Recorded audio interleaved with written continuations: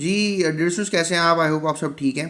आज की वीडियो में बात करेंगे आपसे chapter number 15 homeostasis class 12 biology के तमाम फिलिंग द ब्लैंक्स की, एमसी मल्टीपल चॉइस एमसीक्यूज़ की, और इसके अलावा शॉर्ट क्वेश्चन आंसर्स के आपको सारे आंसर बताएंगे।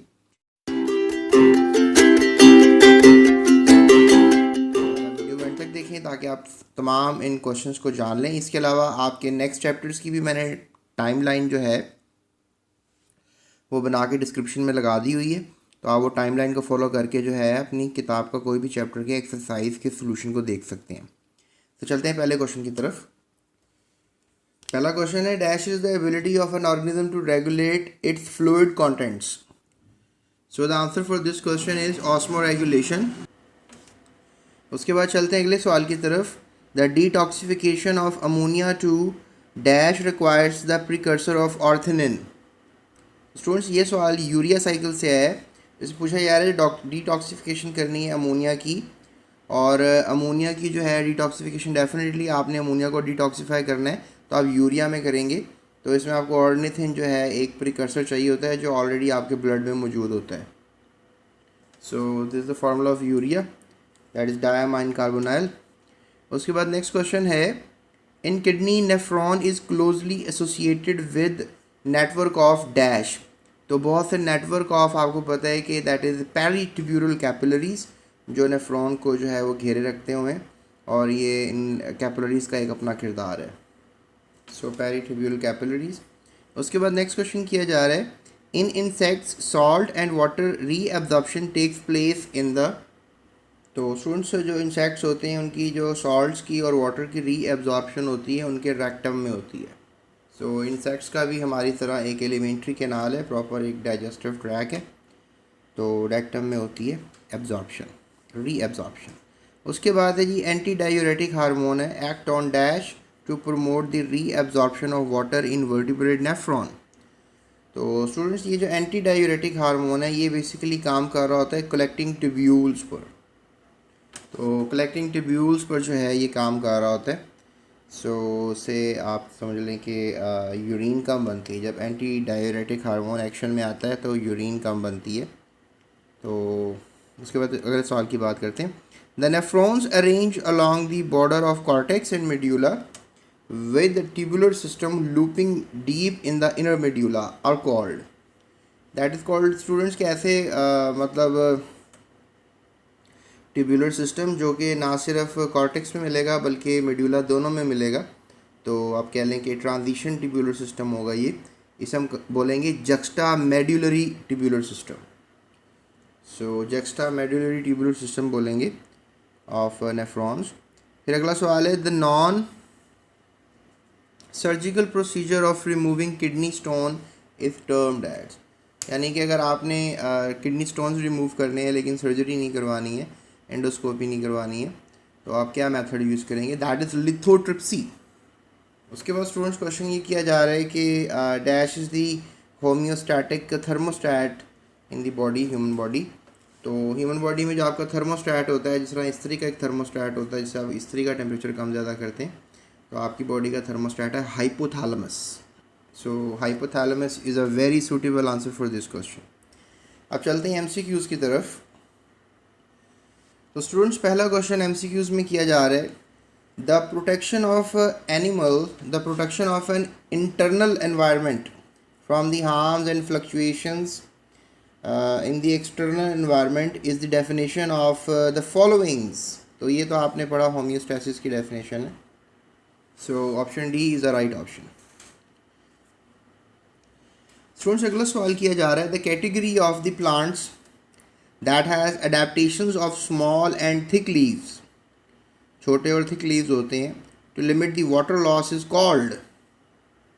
तो स्टूडेंट्स, इस तरह के जो लीव्स आपको मिलेंगे अडेप्टिव टू द इन्वायरमेंट, ये आपको मिलेंगे रेगिस्तानों में।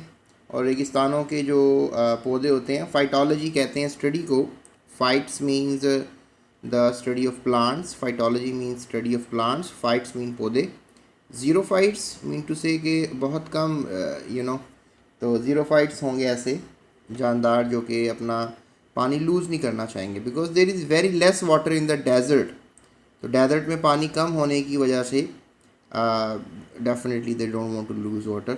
और हाइड्रोफाइट्स की अगर हम बात करें तो they live in water and they are adaptive to loss water a lot. Mesophytes दरमियाने आएंगे, हाइड्रोफाइट्स और ज़ीरोफाइट्स के दरमियान में मीज़ोफाइट्स की होगी ये कैटेगरी। और हाइग्रोफाइट्स ये किसी किस्म के प्लांट्स नहीं होते, तो ये बस एक एग्जामिनर ने उस्तादी मार दी आपके साथ, ऐसे ऑप्शन भी होते हैं। So B is the right answer. So students अगले सवाल की तरफ चलते हैं। The environment where the animals produce large volume of diluted urine, यानी ऐसा इन्वायरमेंट जिसमें बहुत ज़्यादा डाइल्यूट यूरिन कोई जानदार पैदा करेगा, तो वो कौन सा इन्वायरमेंट होगा?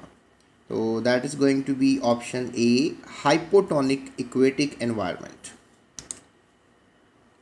सो A is the right answer. Hypotonic mean के बड़े कम सॉल्ट में जो है कह लें कि जानदार रहता है। आइसोटोनिक मीन इंटरमीडिएट सॉल्ट में रहता है। और हाइपरटोनिक मीन के बहुत ज़्यादा कंसनट्रेटेड एनवायरनमेंट है बाहर का। तो डाइल्यूट यूरिन पैदा करने वाले जानदार जो होंगे वो हाइपोटोनिक एक्वेटिक एनवायरनमेंट्स में रहने वाले जानदार होंगे। टेरेस्ट्रियल जानदार भी जो है इतनी ज़्यादा यूरिन डाइल्यूट पैदा नहीं करते। डाइल्यूट यूरिन मीन इसमें पानी बहुत ज़्यादा होगा। अगला सवाल है जी, which of the following is called excretophore contributing mainly in the elimination of waste in plants.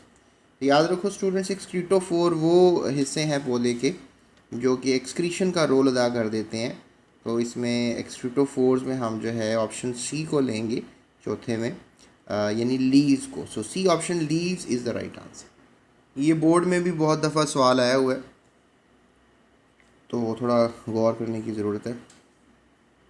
अगला सवाल है, the excretory product that requires minimum water for its elimination compare to others. तो स्टूडेंट्स मिनिमम वाटर जो है वो कह लें कि जो अडेप्टेशन इख्तियार की जिन जानदारों ने, दैट वाज यूरिक एसिड किस्म के जानदार, यानी कि यूरिक एसिड में यूरिन पैदा करने वाले जानदार। So I will go for B option. Uric acid में कितने कार्बन होते हैं ये आप मुझे कमेंट में बताएं, इसका फार्मूला ड्रॉ करें रफ नोटबुक पे ज़रा। यूरिया तो आपको पता है कि मैमल्स अमूमन इनका एक्सक्रीटरी प्रोडक्ट होता है। क्रिएटिनिन भी होता है एक्सक्रीटरी प्रोडक्ट में, और अमोनिया फिशेस का एक्सक्रीटरी प्रोडक्ट होता है जिसमें बहुत ज़्यादा वाटर चाहिए अमोनिया को रिलीज़ करने के लिए। उसके बाद अगला सवाल है जी, the group of animals whose excretory system is structurally associated with nutritive tract, यानी कि एक ऐसे जानदार जिनका एक्सक्रीटरी सिस्टम जो है वो न्यूट्रिटिव ट्रैक के साथ एसोसिएटेड है। तो they are basically insects, option D. उसके बाद सवाल किया जा रहा है जी कि the excretory structures that deliver urine from the kidney to urinary bladder, ऐसे एक्सक्रीटरी स्ट्रक्चर्स जो कि डिलीवर करते हैं यूरिन को from kidney to urinary bladder, यानी किडनी से यूरिनरी ब्लैडर की तरफ जो लेकर जाते हैं यूरिन को। तो किडनी से यूरिनरी ब्लैडर तक लेके जाने वाली नालियाँ होती हैं, दो होती हैं मैमल्स में, यूरेटर्स कहते हैं इनको। Option C is the right answer. So let's move ahead. The metallic waste that are ingested into the body and must be removed, एक ऐसी मेटाबॉलिक वेस्ट जो कि बॉडी इंजेस्ट भी करती है और उसको बॉडी रिमूव भी करना चाहती है, तो वो क्या है? सो MCQ नंबर 8 में ये पूछा जा रहा है। So definitely I think so pesticides, drugs, food additives, ये सब चीज़ें जो हैं एक इंजेस्ट कर लेती है ह्यूमन बॉडी, और इसको फिर डेफिनेटली रिमूव भी किया जाता है। So I will go for all of these. Option D is the right answer MCQ number 8 में। सो सेकेंड लास्ट में पूछा जा रहा है, which of the following is not endotherm, यानी इनमें से एंडोथर्म जो है वो कौन सा नहीं होगा। सो नौवां सवाल है ये। सो इसमें आई वुड से कि एम्फीबियंस जो हैं वो एंडोथर्म्स नहीं हैं और बाकी सब होते हैं। So B is are wrong answer for this. So B is going to be the answer. उसके बाद है जी the last but not least, फिर हम चलेंगे शॉर्ट क्वेश्चन आंसर्स की तरफ। Name the type of adaptations from the following that is responsible for shivering thermogenesis, यानी आपने ऐसी अडेप्टेशंस बतानी है जिससे हमें कपकपी तारी होती है, और ये किस किस्म की अडेप्टेशन है। तो I would go for physiological adaptation, जिसमें आप फिज़िकली जो है एक एक्टिविटी से अपनी बॉडी को गर्म रखना चाह रही हैं। So shivering thermogenesis, option B is the right answer. So चलते हैं स्टूडेंट्स अब हम शॉर्ट क्वेश्चन आंसर्स की तरफ। So there we have all the short question answers, इसका आप स्क्रीनशॉट भी ले सकते हैं। सो पहला सवाल है जी, differentiate between osmo conformers and osmo regulators. As you know that कि जो ऑस्मो कन्फर्मर्स हैं और ऑस्मो रेगुलेटर्स हैं, there are kind of an organisms जो कि अपने टेम्परेचर को रेगुलेट करते हैं और उनको ऑस्मो रेगुलेटर्स कहते हैं। जो ऑस्मो कन्फर्मर्स हैं, they don't use to regulate their temperature. तो इसमें हम कहेंगे कि ऐसे जानदार जो कि नहीं चाहते कि उनका इंटरनल ऑस्मोटिक स्टेटमेंट जो है बार बार चेंज हो, तो उनको रिक्वायर नहीं होता। लेकिन जिनको अपना कंसंट्रेशन जो है वो बॉडी का बार बार कंपेरेटिव टू देयर एनवायरनमेंट जो है वो एडजस्ट करना होता है एट अ सिंगल स्टेट, तो उनको रेगुलेटर्स कहेंगे। तो इसमें एग्जांपल्स क्या होंगी मुझे आप कमेंट करके बताओ। उसके बाद नेक्स्ट क्वेश्चन किया जा रहा है, डिफाइन एनहाइड्रोबायोसिस विद एन एग्जांपल। तो एनहाइड्रोबायोसिस का मतलब है कि किसी जानदार का एक करैक्टर है, स्पेसिफिकली ऐसे जानदार जो टेरेस्ट्रियल एनवायरनमेंट्स में रहते हैं और जो डिहाइड्रेशन को टॉलरेट कर सकते हैं, यानी कि बर्दाश्त कर सकते हैं। तो इसमें हम कहेंगे कि जो टार्डीग्रेड्स हैं वो 85% वाटर जो है definitely they have normally but can dehydrate to 20% and survive in this case state। तो 85% तक तो वाटर नॉर्मली उनमें होता है टार्डीग्रेड्स में, लेकिन ये अपने आप को उतना पानी इनमें कम हो सकता है कि 20% तक इनमें पानी रह जाता है, लेकिन फिर भी ये सर्वाइव कर जाते हैं। तो इसकी एग्जांपल कैंगरू रैट है और इसके बारे में आप स्टडी करें। सो उसके बाद है, what does filtration takes place, why does filtration takes place only in glomerula part of the nephron not anywhere else. क्योंकि फिल्ट्रेशन जो है वो सिर्फ ग्लोमेरुलस में होती है, because their walls are very porous and fraction of blood reaching here provides filtration pressure. So यही वजह है कि यहाँ पर ये जो रीनल कॉर्पसल है जिसमें ग्लोमेरुलस है, यहीं पर होती है फिल्ट्रेशन। फिर mention the two metabolic altered states of generally 70% cause kidney stone formation। ऐसी क्या वजूहात हैं कि जो 70% तक किडनी स्टोन्स करती हैं। तो टू मेटालिक अल्टर्ड स्टेट्स जैसे हाइपर कैल्सीमिया हो जाए, यानी कैल्शियम लेवल बढ़ जाए ब्लड में, और इसमें इसके अलावा जो है हाइपर ऑक्सिलेरिया, ऑक्जेलिक एसिड या ऑक्जलेट्स वगैरह बढ़ जाए ब्लड में, तो बड़ा मसला हो जाता है। सो मुझे भी किडनी स्टोन्स हुए, तो इसमें मैं मशवरा मैंने आपको दूंगा, वैसे डॉक्टर से ही आप चलिएगा। मैंने फेंटा बहुत ज़्यादा इस्तेमाल की, तो एक स्टोन मेरी किडनी से जो है वो with the passage of time वो बाहर आ गया, तो मुझे रिलीफ मिला। लेकिन किडनी स्टोन बहुत ख़तरनाक डिजीज़ है, बहुत पेन होती है। सो मैं पेन किलर्स बहुत ज़्यादा लेता था। तो बहरहाल ये है कि आप कुछ ऐसे फूड का इस्तेमाल करें जिसमें इतना ज़्यादा कैल्शियम भी ना हो और ऑक्सलेट्स वगैरह ना हो। ऑक्सलेट्स वगैरह आपको ये टमाटरों के छिलकों में बहुत मिलते हैं, तो आप ऐसे फूड का इस्तेमाल करें जिससे आपकी बचत हो जाए, और पानी का बहुत ज़्यादा इस्तेमाल करें if you want to save your kidney. तो मेरा ज़रा कुछ ऐसा सिस्टम हो गया था कि मैं पानी कम इस्तेमाल कर रहा था कुछ अरसे के लिए, तो I am back with my health अल्हम्दुलिल्लाह। तो मैं आपको मशवरा दूंगा पानी ज़्यादा पिया करें, सो वो नहीं होगा ये आपको kidney problem. So what is renal failure, आखिर ये क्या होता है किडनी फेल हो जाए तो। रीनल का लफ्ज़ किडनी से एसोसिएटेड होता है। So it's destruction of nephron basically, और ये ग्लोमेरुलर पार्ट जो है वो तबाह हो जाता है, काम नहीं करता, और वहाँ पर कुछ पैथोलॉजिकल और केमिकल फैक्टर्स भी होते हैं जिस वजह से आपका ग्लोमेरुलर पार्ट काम नहीं कर रहा होता, दैट इज़ रीनल फेलियर। यानी आप में तकरीबन कोई किडनी में, मैं आपको बताता चलूँ, तकरीबन कोई आई डोंट नो 10 लाख यानी कि 1 मिलियन नेफ्रॉन होते हैं लेफ़्ट में और 1 मिलियन राइट में, 2 मिलियन यानी 20 लाख नेफ्रॉन्स हैं। तो इन नेफ्रॉन्स ने ही समझ लें कि आपका काम करना है, तो अगर वो डिस्ट्रक्ट हो जाए, उनका रीनल कॉर्पसल डिस्ट्रक्ट हो जाए तो मसला है। Account each main adaptations in plants to high and low temperatures. आप बताएं कि जी क्या अडेप्टेशन की प्लांट्स ने हाई टेम्परेचर में सर्वाइव करने के लिए, लो टेम्परेचर में सर्वाइव करने के लिए। तो in high temperature plants evaporative cooling करते हैं, लो टेम्परेचर में fluidity of the cell membrane को ऑल्टर कर लेते हैं, और इसमें ऐसा इसलिए करते हैं क्योंकि वो अनसैचुरेटेड फैटी एसिड्स अपने अंदर स्टोर कर लेते हैं। तो ये 2 बड़ी अडेप्टेशन आपने याद रखनी है। उसके बाद हम जो लॉन्ग क्वेश्चन हैं इसके मैं नोट्स आपको डिस्क्रिप्शन में लिंक दे रहा हूँ, आप वहाँ से डाउनलोड कर लें, ठीक है जी। So subscribe GS Academy now. अब हम चलते हैं अपने नेक्स्ट चैप्टर की तरफ, दैट इज़ चैप्टर नंबर 16। जी तो स्टूडेंट्स, बात करते हैं अब हम chapter number 16 sports and movement की एक्सरसाइज के सॉल्यूशन की। और इसमें सबसे पहले हम फिलिंग द ब्लैंक्स पे बात कर लेंगे, उसके बाद हम चलेंगे ट्रू फॉल्स की तरफ, then multiple choice questions and then short questions and then long questions. तो पहले जो है सवाल किया जा रहा है जी, each muscle is enclosed by a membrane known as. तो स्टूडेंट्स, जो मसल्स हैं जिस मेम्ब्रेन में इनक्लोज्ड होते हैं उस मेम्ब्रेन का नाम है sarcolemma. So sarcolemma is the right answer. उसके बाद है जी, osteoporosis is caused by the decrease in the level of. Osteoporosis जो है अगर होती है, एक बोन डिजीज़ है, तो आखिर ये क्यों होती है? तो स्टूडेंट्स याद रखें, इसकी बहुत सी वजूहात होती हैं, लेकिन एक वजह मैं आपको अकॉर्डिंग टू योर बुक बता देता हूँ, that is the lesser level of estrogen hormone. Estrogen hormone जो है जब कम हो जाता है तो फिर decrease level of estrogen hormone, तो ये ऑस्टियोपोरोसिस करता है। तो एस्ट्रोजन हार्मोन एक वजह है कम हो जाने की, कैल्शियम लेवल वगैरह, और फिर इससे आपकी बोन्स को इफेक्ट होता है। उसके बाद नेक्स्ट क्वेश्चन है, the moulting is controlled by a hormone. Moulting एक इंसेक्ट्स में होने वाला एक अमल है जिसमें वो अपना आउटर मेम्ब्रेन शेड करते हैं, उतारते हैं। तो बहुत इंपॉर्टेंट सवाल है, बहुत दफ़ा बोर्ड में भी आता है। दैट इज़ एक डायसोन हार्मोन बेसिकली। सो एक डायसोन हार्मोन की वजह से मोल्टिंग का अमल होता है। उसके बाद सवाल है जी, dash is the stored in the muscle cells as a reserve food. क्या चीज़ स्टोर हो जाती है रिजर्व फूड के तौर पे? तो that is the polysaccharide known as glycogen. तो ग्लाइकोजन जो है वो स्टोर हो जाता है। उसके बाद नेक्स्ट है जी, collenchymatous cells lack dash in the primary wall.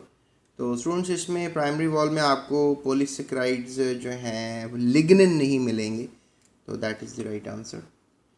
तो पॉलीसेक्राइड लिग्निन आपको नहीं मिलेगा in the primary wall of the collenchymatous cells. फिर अगला सवाल है जी, there are dash vertebrae in the neck region of the mammals. तो 7 वर्टिब्रे होते हैं जी। सो there are 7 vertebrae in the neck region of the mammals. उसके बाद नेक्स्ट क्वेश्चन है जी, the most abundant proteins in the muscles are. Muscles में सबसे ज़्यादा कौन सा प्रोटीन पाया जाता है? तो that is a very important question. तो इसमें आपने 2 प्रोटीन्स को नॉमिनेट कर देना है, that is myosin and actin. Actin की मिकदार भी काफ़ी है और मायोसिन की मिकदार भी काफ़ी है, सो दोनों को नज़रअंदाज नहीं किया जा सकता।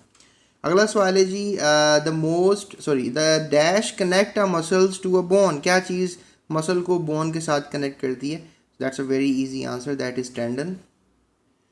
सो नेक्स्ट क्वेश्चन किया जा रहा है जी, last one but not least one, उसके बाद हम ट्रू फॉल्स की बात करेंगे। सो क्वेश्चन है जी, the thick muscle filament is composed of. Thick muscle filament जो है वो किस चीज़ का बना हुआ होता है?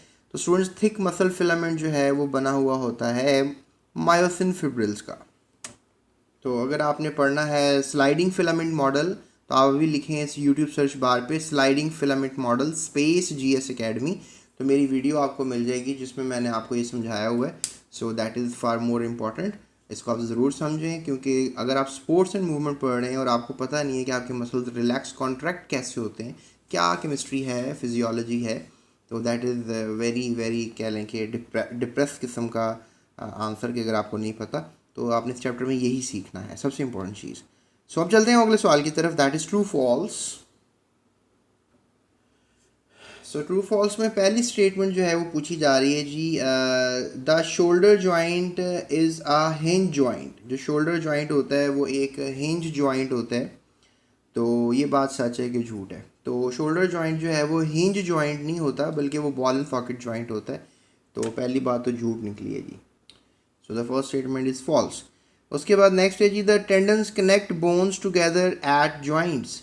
तो टेंडन्स नहीं जनाब, ligaments connect bones together at joints, तो लिहाजा ये भी स्टेटमेंट फॉल्स है। Okay, so let's move ahead. Arthritis often accompanies ageing. Arthritis जो है वो आपको बूढ़ा कर सकती है, तो इसमें कोई शक नहीं है। जोड़ों का दर्द आपको उसी वक्त होता है जब आप बूढ़े हो चुके होते हैं, सच्ची बात है। अपना ख्याल किया करें, वर्जिश किया करें। लुक एट पाकिस्तानी वज़ीर आज़म इमरान ख़ान, वो 72 साल का है and he is being very fit because वो अपनी एक्सरसाइज अच्छी करता है। Okay, so calcium provides energy to the muscles contraction. जो कैल्शियम है वो एनर्जी प्रोवाइड करता है फॉर दी मसल्स कॉन्ट्रैक्शन। तो कैल्शियम कभी भी एनर्जी नहीं प्रोवाइड कर सकता स्टूडेंट्स, एटीपी एनर्जी प्रोवाइड करेगी. So ATP provides energy to the muscles contraction. False statement.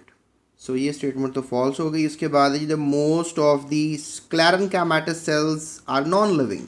ज़्यादातर जो स्क्लेरेनकाइमेटस सेल्स होते हैं वो नॉन लिविंग होते हैं. तो ये सच्ची बात है जी, बिल्कुल ऐसा ही होता है. So that's a true statement. उसके बाद लास्ट वन द एमसीक्यूज़ के बाद हम चलते हैं एमसीक्यूज़ की तरफ. Visceral muscle is striated involuntary and smooth. तो विसरल मसल्स हैं वो नॉन स्ट्रीडिएटेड इनवॉलंटरी और स्मूथ होते हैं. इसमें से एक गलत स्ट्रीडिएटेड की बात लिखी गई, दैट वाज रॉन्ग, नॉन स्ट्रीडिएटेड लिखना चाहिए था. तो ये भी स्टेटमेंट क्या हो गई, गलत हो गई. तो चलते हैं एमसीक्यूज़ की तरफ. उससे पहले जीएस एकेडमी को सब्सक्राइब करना पड़ेगा जी. तो स्टूडेंट्स बात करते हैं ट्रू फॉल्स की. और पहला क्वेश्चन ये किया जा रहा है, which of these is are direct source of energy for muscles contraction.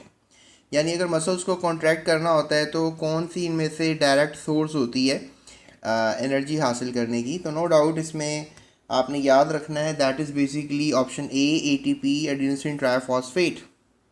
तो ऑप्शन ए जो है वो ये सही आंसर है. उसके बाद अगला क्वेश्चन है, व्हेन मसल्स कॉन्ट्रैक्ट, जब मसल्स कॉन्ट्रैक्ट कर जाते हैं तो क्या होता है. तो स्टूडेंट्स याद रखिए, जब मसल्स कॉन्ट्रैक्ट कर जाते हैं तो मायोसिन स्लाइड्स पास्ट एक्टिन, यानी जो actin slide past myosin.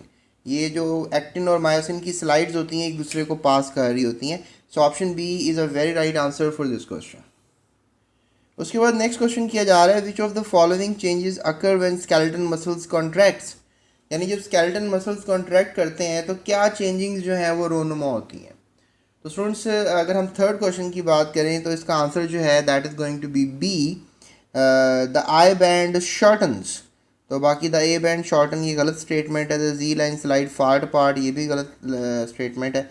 The actin filament contract ये भी, सिर्फ एक स्टेटमेंट ठीक है इसमें, द आई बैंड शॉर्टन्स. स्टूडेंट्स देखो ये मसल्स के ऊपर बातें की जा रही हैं स्लाइडिंग फिलामेंट मॉडल पर. तो अगर आप ये चाहते हैं एमसीक्यूज़ अच्छे हों आपके, तो आप स्लाइडिंग फिलामेंट मॉडल को थॉरली समझने की कोशिश करो.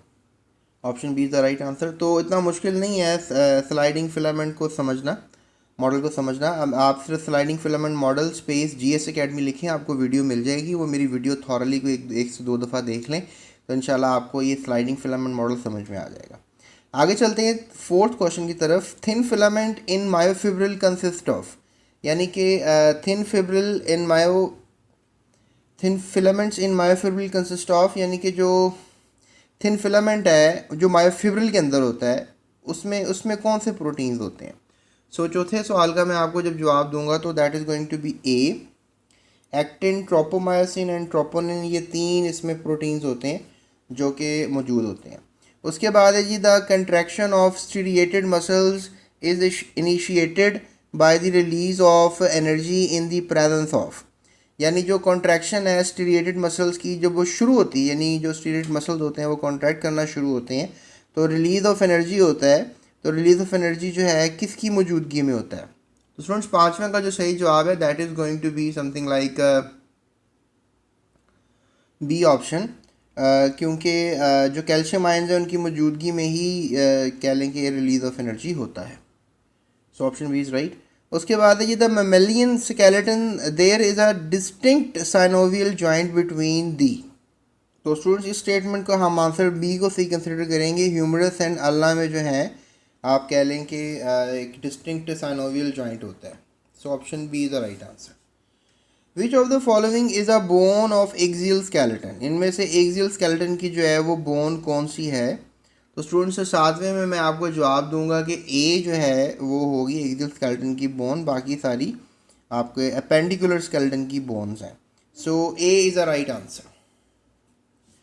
उसके बाद नेक्स्ट है जी, vertebral column includes. Vertebral column जो है उसमें क्या क्या होगा.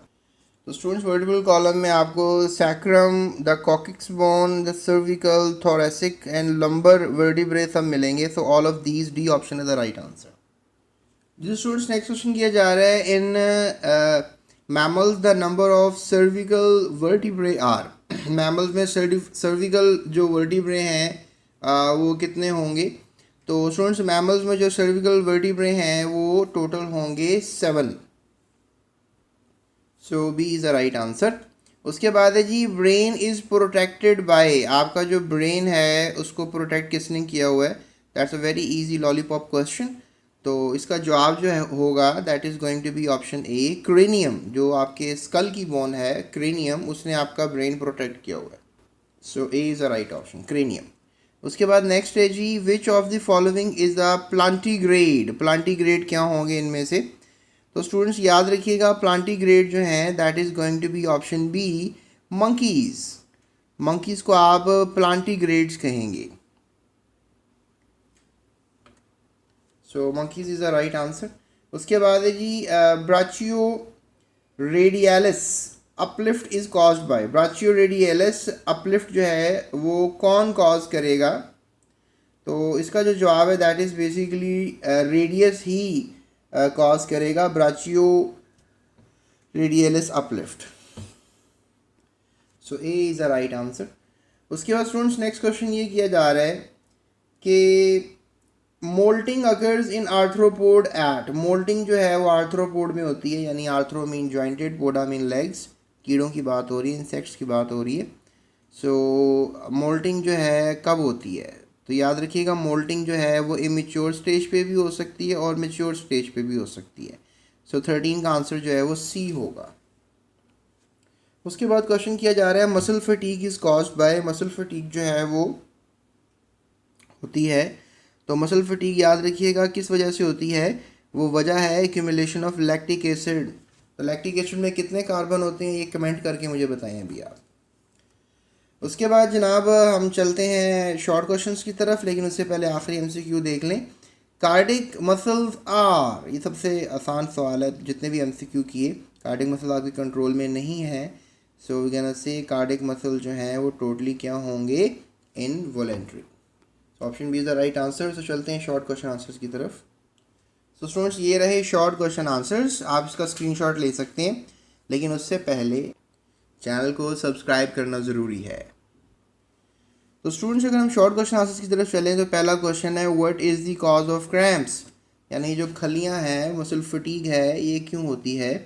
तो लो ब्लड शुगर लेवल हो जाए, या इलेक्ट्रोलाइट की कमी हो जाए, या पानी कम हो जाए स्पाइनल कॉर्ड में, तो ये क्रैम्प्स वगैरह हो जाते हैं। और न्यूरॉन्स में भी, तो dehydration, irritability of spinal cord and neuron के दरमियान अगर पानी की कमी से कनेक्शंस जो हैं कम हो जाएं, वीक हो जाएं, तब भी क्रैम्प्स होते हैं। So these are the major causes of cramps. अगला सवाल है जी what is the difference between tetanus and muscle tetany. तो टेटनस बेसिकली एक डिज़ीज़ है जो एनारोबिक बैक्टीरियम है, और ये बड़ा पेनफुल स्पैज़म होता है स्केलेटन मसल्स को, वो है। और जो मसल टेटना है डिजीज़ है cause by low calcium in the blood which affects neurons. तो that is muscle tetany and tetanus, ये एक अलग अलग चीज़ें हैं। टेटनस बेसिकली एक बैक्टीरिया है, और टेटनाई जो है एक कंडीशन है मसल्स की। So what is ligament? Ligament जो है एक मॉडिफिकेशन होती है फिब्रस जॉइंट्स की, so they can not they connect bones together at joints.